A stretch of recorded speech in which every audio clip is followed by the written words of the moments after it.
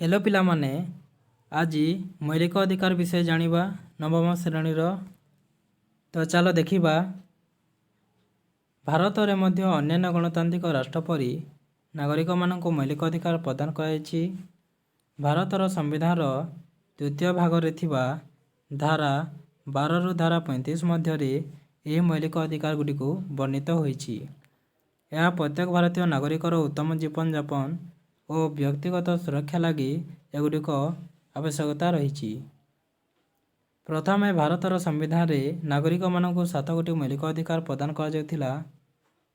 संपत्ति अधिकार को मौलिक अधिकार तालिकार बाद दिया परठारु भारतीय नागरिक माने 6 गोटी मौलिक अधिकार उपभोग करुअछंती।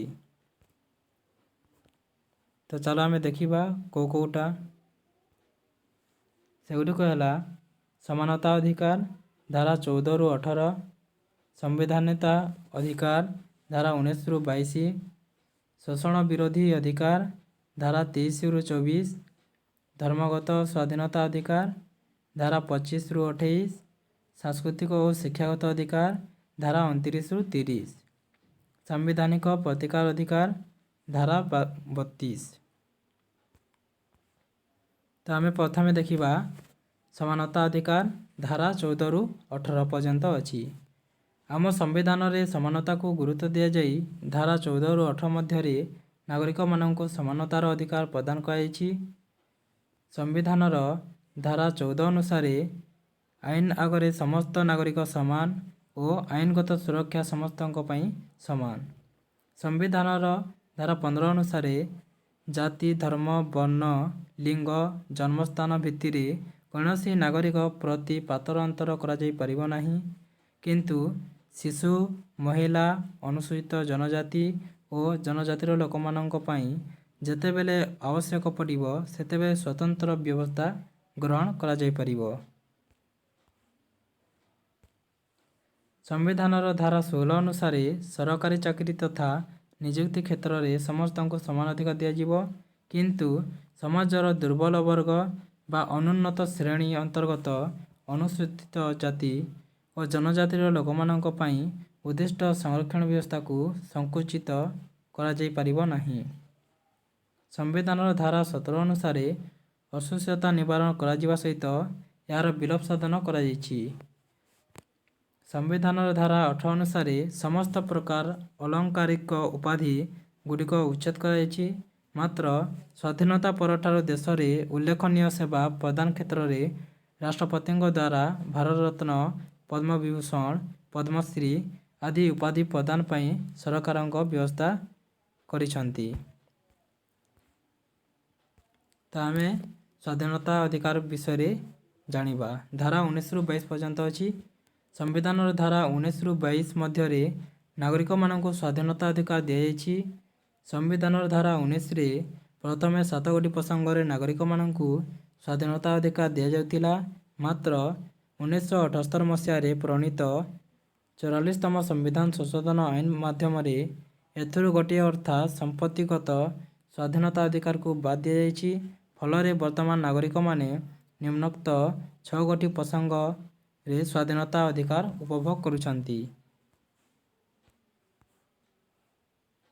चलो देखिबा कोटा यथा भाषण तथा मतामत प्रकाश करिवार स्वाधीनता, 2 शांतिपूर्ण भाव और निरस्तर होई समावेश रे मिलित हेबार स्वाधीनता, 3 संघ बा समिति गठनर स्वाधीनता, 4 भारत भूखंड मध्य अबाध विचरणर स्वाधीनता, 5 भारत रे जेकोसी स्थान रे बसवास करिवार स्वाधीनता, 6 जेकोसी वृत्ति जीविका वाणिज्य और व्यवसाय करिवार स्वाधीनता।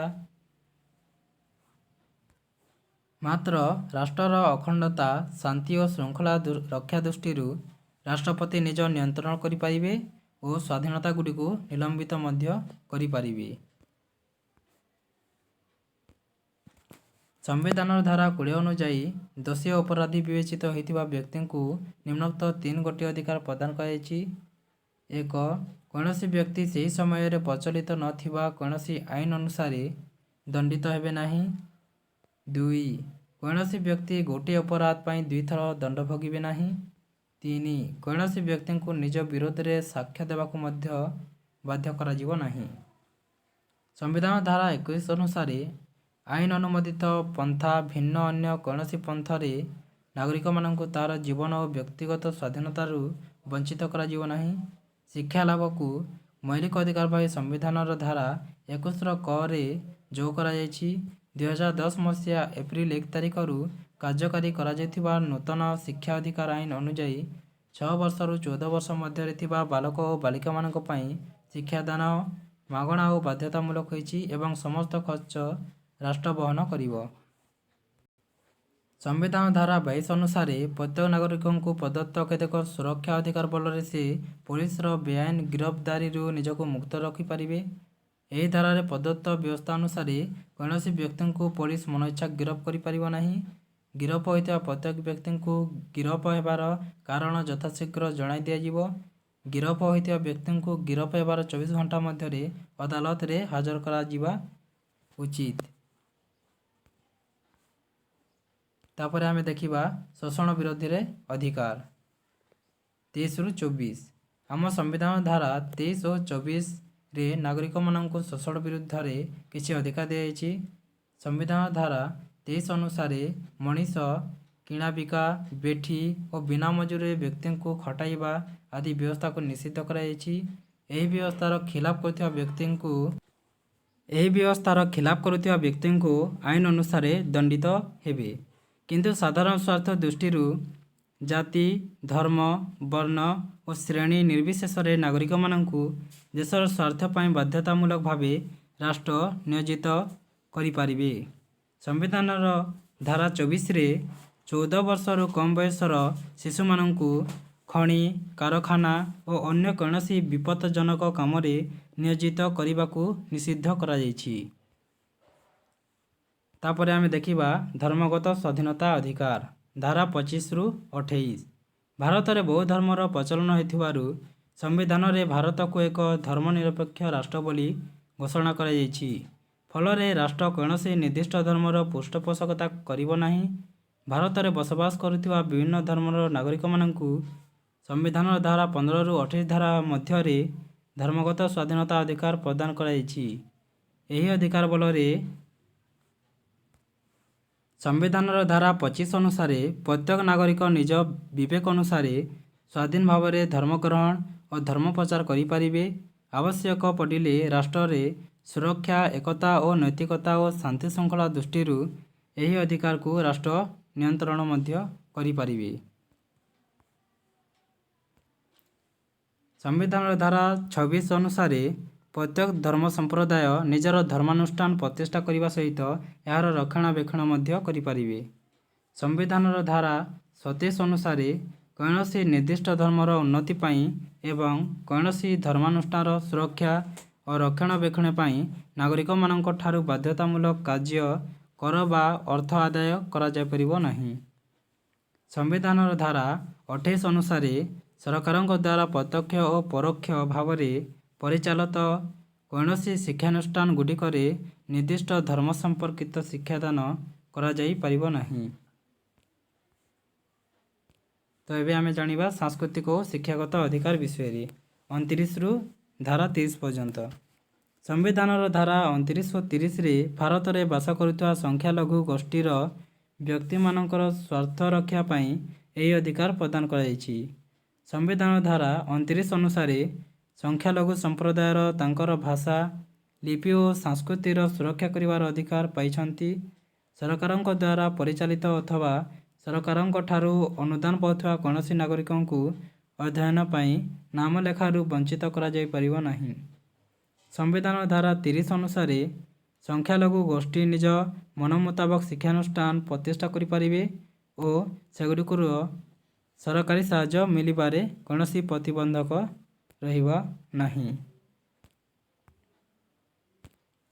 ସାମ୍ବିଧାନିକ ପ୍ରତିକାର ଅଧିକାର ଧାରା 32। ଏହି ଅଧିକାର ସମ୍ବିଧାନର ଧାରା 32ରେ ଉଲ୍ଲେଖ କରାଯାଇଛି। ଏହି ଧାରା ଅନୁସାରେ ଜଣେ ନାଗରିକ ନିଜର ମୌଳିକ ଅଧିକାର ସୁରକ୍ଷା ପାଇଁ ଅଦାଲତର ସାହାଯ୍ୟ ନେଇପାରିବେ। ଉପରୋକ୍ତ 5ଗୋଟି ମୌଳିକ ଅଧିକାର କ୍ଷୁଣ୍ଣ ହେଲେ ପ୍ରତ୍ୟେକ ନାଗରିକ ଏହାର ସୁରକ୍ଷା ପାଇଁ ଭାରତର ଉଚ୍ଚତମ ନ୍ୟାୟାଳୟ ଓ ରାଜ୍ୟର ଉଚ୍ଚତମ ନ୍ୟାୟାଳୟରେ ସିଧାସଳଖ ଆବେଦନ କରିପାରିବେ। ମୌଳିକ ଅଧିକାରଗୁଡ଼ିକୁ ସୁରକ୍ଷା ଦେବା ପାଇଁ ନ୍ୟାୟାଳୟ 5 ପ୍ରକାର ରିଟ୍ ବା ନିର୍ଦ୍ଦେଶନାମା ଜାରି କରିପାରିବେ। ସେଗୁଡ଼ିକ ହେଲା ବନ୍ଦୀ ପ୍ରତ୍ୟକ୍ଷକରଣ, ପରମାଦେଶ, ନିଷେଧାଦେଶ, ଅଧିକାର ପୁଚ୍ଛା ଓ ଉତ୍ପ୍ରେକ୍ଷଣ। ଧନ୍ୟବାଦ।